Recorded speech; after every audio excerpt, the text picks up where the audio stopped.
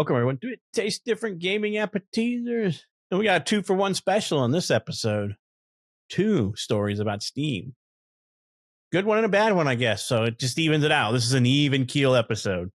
So first thing we're going to talk about is, we'll start with the good news, right? Most people like good news first. I technically like bad news first, then good news. So you leave on a happy note, but we're going to start with the good stuff. So Steam makes it to where they're going to ban games that rely on in-game ads, basically saying, watch this to continue playing garbage.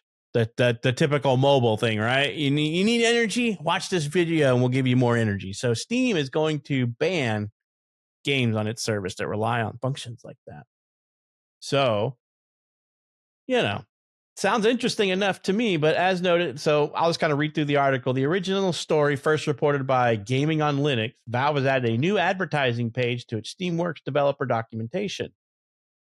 The page outlines what kinds of advertisements and promotions it will allow on Steam, while explicitly banning in-game ads as revenue model on the ubiquitous PC gaming platform. Product placement is still in, so long as such portrayals are not disruptive and are appropriate within the context of the game. Valve gives a racing game with a real life sponsors on the car as one example of what's okay. I mean, we're all kind of used to that, right? You see that on television. If you're running through a game, if you're running a game and you're rummaging through a house and you see a bag of Doritos and a Mountain Dew, you wouldn't think anything about it, right? You're just like, product placement. We're used to that because that's been in television for years and it is what it is. But the first time, what's his face from pops up and says Pepsi, and as soon as he starts advertising the product in the game, that's where it's over, right? From Wayne's World, where Wayne's like, Pepsi, right. Taste for a new generation, Nuprin, little, yellow, different. As soon as that starts happening, Mike Myers and or playing Wayne. So as soon as that stuff happens, that'll be disruptive. But so it sounds like it's interesting. I will say that they put that into place. Having paid advertising in the game, as long as it's not disruptive, is fine. But it says, what's been banned is any form of in-game advertising that gates access to or otherwise interferes with gameplay, which having to watch an ad so you can get back more energy is basically that type of mindset, which is the mobile gaming mindset, right? That little pay a 99 cents to refill your energy, top up for $1, or $2 or $5, get a bonus, get ahead, pay to win, so in all those ones, they usually have a watch this ad instead of paying the 99 cents or $1, right? It's like, hey, you could do this up to 3 times a day. Watch this ad. I know a lot of mobile games have that. I don't think I've ever come across a game on Steam that has that, though. I have seen mobile games that port over there that do that, but they're mostly browser-based games, and you can launch them from Steam. I don't know why they would be in Steam. So I guess Steam's no longer going to allow you to put that on their storefront as something that you can download. So, I'm all for that. I'm all for anything that slows down the mobile games coming to consoles and PC, because mobile games have their place. They stay on mobile, but mobile games dominate the revenue market. So everybody's trying to go, can we capture these other places, right? Can we go and put this on Xbox, or can we put this on Steam? Because I remember the first time I saw Candy Crush style games on Steam and console. I'm like, what the hell? This is mobile stuff. Why the hell is this on here? And, it works, I guess, whatever, right? It makes them money, so they're going to keep doing it. So we'll kind of go through the good news situation, see how Nick feels about that. And then we'll kind of talk about the bad news situation with Steam, a little bit of something they did wrong, a little smack on the hand for them, Nick, what do you think about, this, where they're banning this, because they banned other things, right? They banned NFT and crypto derived games on their thing, and now they're banning these. So I think it's a good idea. What do you think? I think mobile should do this as well, on the mobile side of things. I think they should follow suit and do the same thing. I think it's a good thing because Steam is more, I don't know. It's a different platform, it feels like to me, right? It's a more premium platform. And if you want to feel like a premium platform, you've got to keep certain things out of, and I think Steam wants think Valve wants Steam to feel like a premium platform for its players or for its user base. And so that's why they try to kind of direct things, right? That's why they don't like to flood it with shovelware and, all this type of stuff. They try to enforce rules and regulations on who can put stuff onto Steam, so they get rid of a lot of the bloatware, or try to get rid of a lot of the bloatware and stuff like that. Of course, that stuff always happens and gets on every platform, but Steam tries to control that stuff from getting on there, and something like this as well, right? Because I think, like I said, I think they feel like, and they want to kind of present it as, our software, our storefront is a premium, even though you don't pay for it, it is a premium experience, right? And we want to keep it that way for the players. That's what they're used to. We want to keep it that way. We don't want it to become this big bloated platform that nobody wants to be on, right? Because if a platform becomes too bloated with shovelware and stuff like that, then the degradation, even regardless if people like Steam or not, they'll start to dislike it the more they see just nothing but shovelware and a bunch of crap on there, right? Yeah. Can you imagine just every free-to-play game that you download is like you play a round and then it shoves you into a commercial that you can't skip, and then you play another round and it shoves you into another commercial, so you get to play for like a minute or two and then you get a 30-second commercial between every round. Right. That's not what we want. That would be horrible. It would. Yeah, because then people would stop using the service, right? And Valve doesn't want that, right?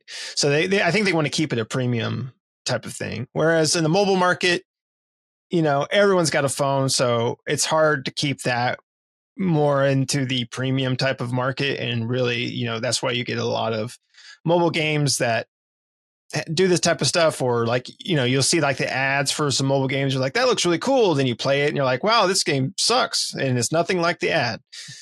Or that's every one of them these days. It's somewhat like the ad, but this game still sucks. I played a lot of mobile games. I've installed a lot of mobile. I don't play mobile, but I have installed quite a few just to check them out.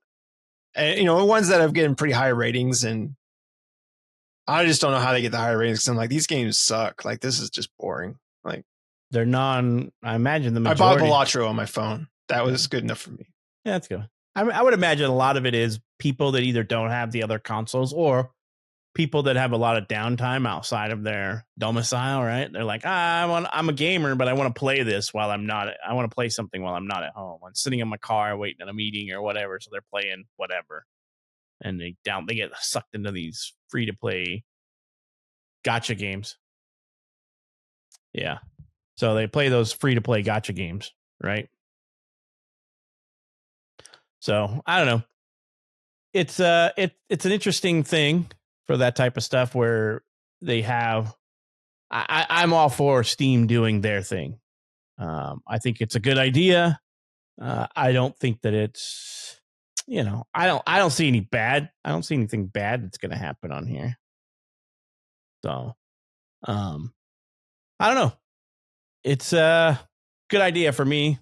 I think Nick's in agreement too. That's probably a good idea for him, to get rid of this mobile based type of games on Steam where they want you to watch a commercial between every round or after every 5 seconds. So I don't know. Yeah, that's weird. But yeah, so I mean, I think we're all in agreement that, this mobile type gaming strategy where you watch a commercial and that's the game's revenue stream is ad source, right? Which is the whole old internet way of doing things, right? Remember the old, like, what was it? Internet Playground or whatever it was, where you could play all these free to play games, but it was like Newgrounds or Newgrounds. There you go. Where you just play a game and you get a commercial every time. And then that kind of moved into the mobile market. And now it's trying to creep into the console and PC market, which I don't like. Cause those are very specific to what they're advertising around. A phone can do so many different things. I guess a computer can too, but especially a console. You only buy a console for one purpose.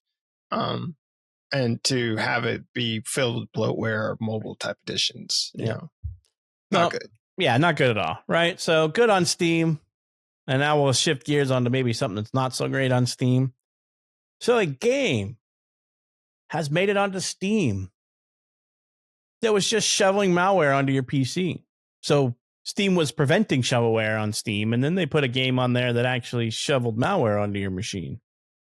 So a Web3, so we've made this joke before, but every time I hear something that says Web3, it's a scam right off the bat in my eyes. But, Web3 free-to-play survival game found to be a front for installing malware on your PC has finally been removed from Steam. I honestly thought that Steam did malware scans on all uploaded content onto their storefront before they published it. But I guess this, to me, proves that that's not true, right? So unless something happened here, like it was just like some brand new variant that's just not been detected yet. I don't know. But so it says that this malware has reported to have amassed 7,000. The game has amassed 7,000 players. A free-to-play Web3 game named Pirate FI launched on Steam last week. So right now, this is February 14th. It's Valentine's Day.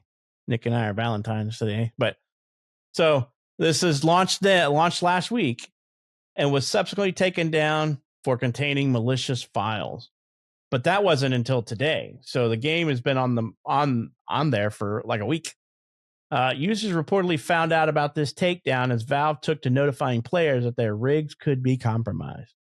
As spotted by SteamDB, the site known for tracking Steam data, users who downloaded Survival Crafter Pirate FI were informed that Steam account of the developer for this game uploaded builds to Steam that contained suspicious malware.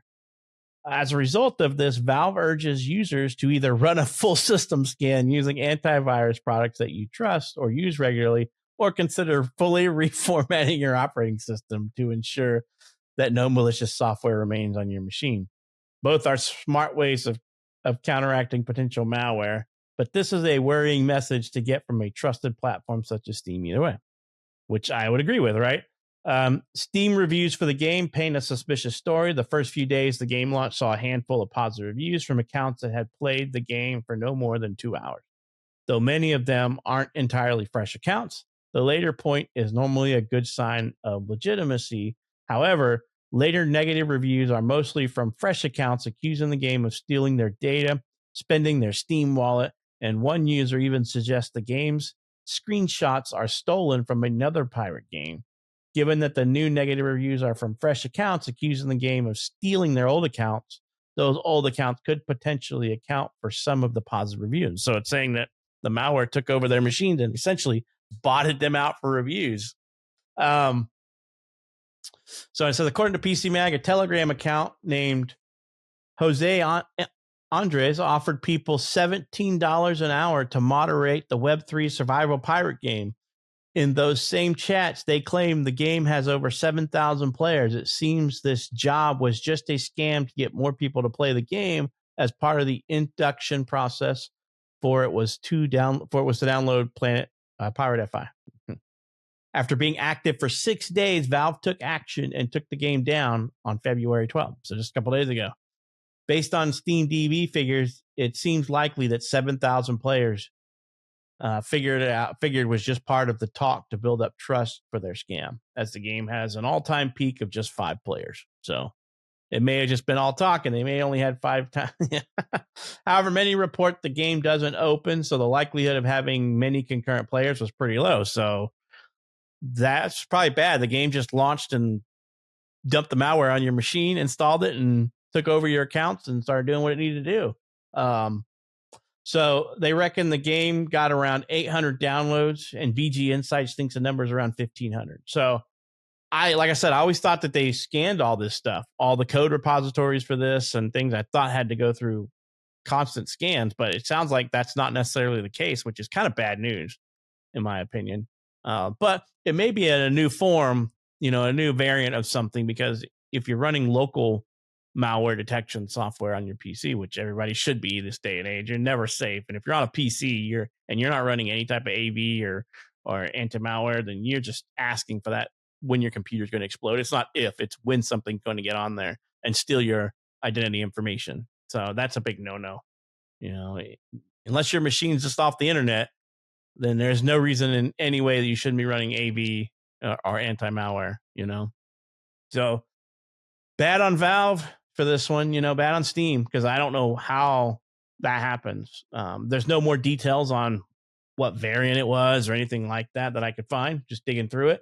So if somebody's seen it, let me know, because that would be interesting to see if it was a known variant of something or if it was just a new, fresh in the wild malware that somebody developed. The developer of this game developed and pushed out through Steam.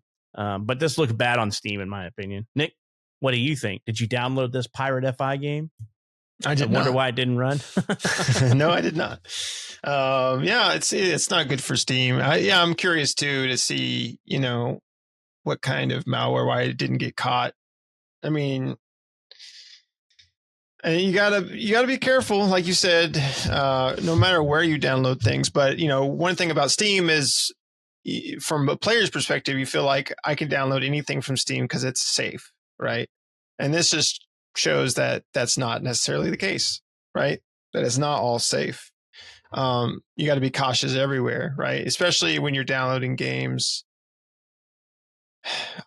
I wouldn't say, I mean, I always feel like Steam is safe, but it really puts that in perspective. I mean, I wouldn't download a Web3 game, but, I guess maybe developers, not even developers you haven't heard from, because there's a lot of games from developers that I've played that I've never heard of the developer, but the game was great or whatever.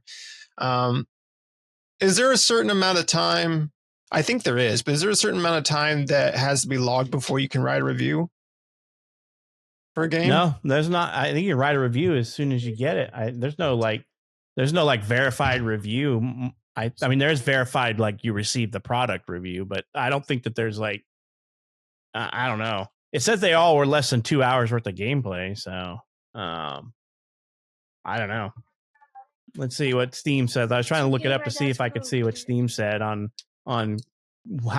I was looking at a game I have installed, but I haven't played yet. And I can't, I didn't seem like I could write a review for it.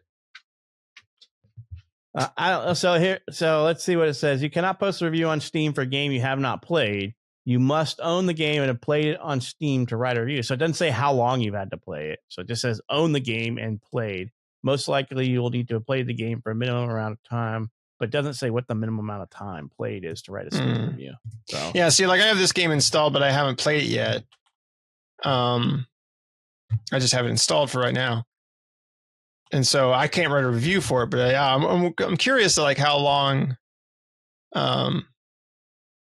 It says 30 minutes. When somebody said 30 minutes, somebody said 5 minutes. It looks like it just says there is a 5-minute requirement, and it has to be a recent played time game. So that's fall into your recent category. So that seems a little short. Yeah, 5 minutes and then just be a recent, because I could just do what they did: go launch the game, go to the bathroom, play a mobile game, come back and write my review. Right. Yeah, it should be like this game was the shit. Like, I guess, like, it's 2 hours is their return policy, right? So, yeah, so you'd have to be less than that, but maybe something like an hour and a half or something like that. Yeah, because that would give enough time to know whether or not you like a game, and then if you refund it, then you can re-review saying I refunded this product, right, and for this reason. Yeah, things you never think about, right? I never thought about how.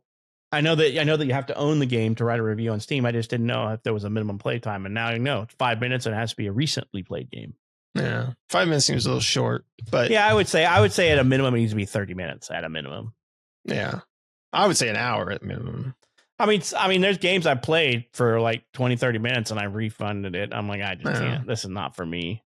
But not for a refund. I mean, for a review, right? I mean, but at that same time, I would want to write a review, right? Like, I refunded this game after 30 minutes but I wonder if you refund it, you don't own the game anymore. I wonder if you can't write a review then. You can, because I've seen reviews that say, like, they're negative and it says refunded product. Okay. So it shows it was refunded, or that the person refunded it. I mean, because that would be, if I would say, especially if it was like I don't write a review for a game that's just not my forte, right? If I played a game and I probably refunded less games than I could probably count on one hand on Steam. It's probably been like 2 or 3 games that I've refunded over my entire Steam career. But if I refund it because it's something that's not in my genre and I just tried it, that's not the game developer's fault, right? That's my fault, or not even necessarily my fault. It's just I didn't like it. But if I were to write, if it was because, like, I loaded the game up and it wouldn't run and it was just plain garbage and I refunded, I would leave a review for that. I'd be like, unplayable at current build level, whatever needs fixed or whatever, and I don't write that. I don't leave reviews for early access games either because of that, because they're supposed to be buggy and broke, right? Yeah. I typically don't either. I don't leave a lot of reviews. I do sometimes. It depends on the game. Like if I'm really into something, like I might leave a review and be like, oh yeah, this is positive definitely a reviews, game worth checking. More positive reviews I leave than negative ones. Yeah, I try to do that too. I only really leave negative reviews for broken, busted, like really GA like if games. I don't like a game, I don't usually leave a negative review because I'm like, just because I personal didn't like preference. it doesn't mean somebody else is not going to like it either, right? Yeah, it's a personal preference, right? Right. But if I like it, I don't know. I guess that you could argue the same thing, but I mean, I think, I don't know. From my perspective, it's like if you like it, then more likely other people are going to like it too. And it's really more of a way of just kind of getting out, like, I don't know. I feel like getting a positive review is like trying to get the word out that like, hey, more people should check this game out because it's really cool, right? And I think a lot of people would like it.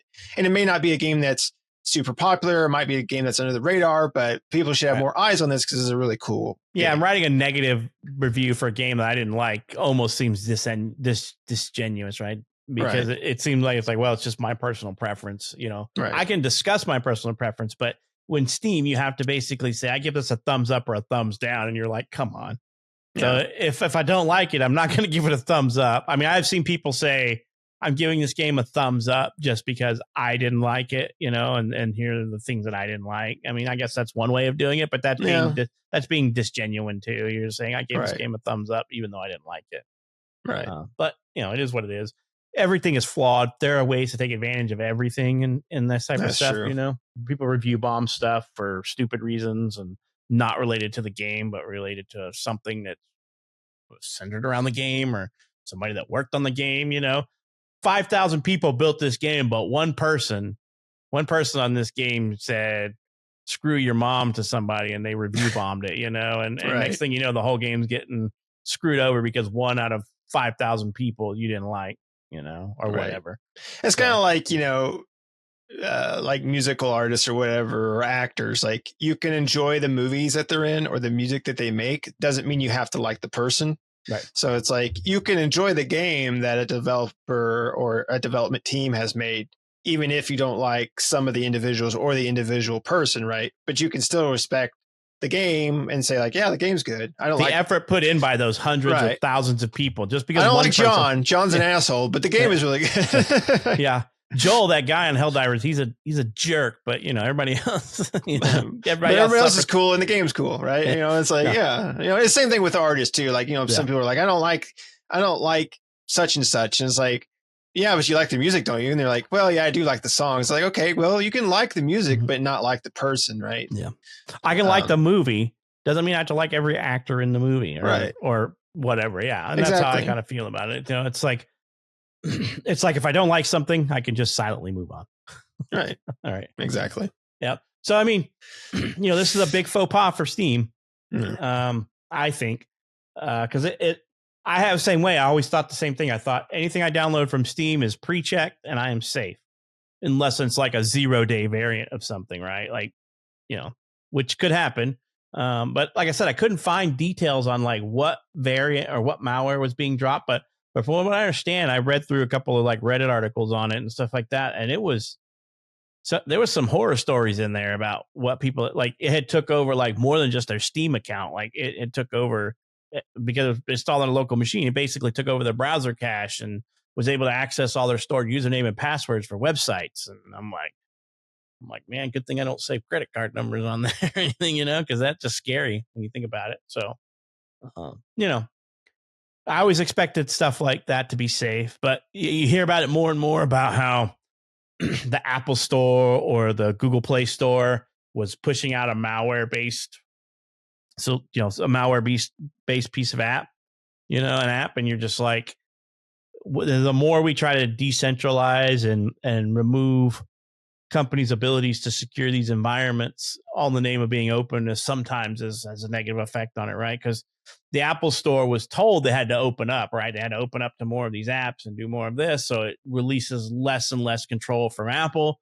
Same thing with Google. Google's been kind of open for the most part, but they still try to protect their storefront and Apple did the same thing. Apple was extremely stringent from what I understand. And then they had the whole antitrust stuff and, the whole, and they were like, you got to open it up to more and you got to be less stringent. And now you get malware and you get infections and people getting their accounts hacked and stolen. And so it's just becoming more and more it's becoming more and more the norm, right? In the internet, it's no longer being the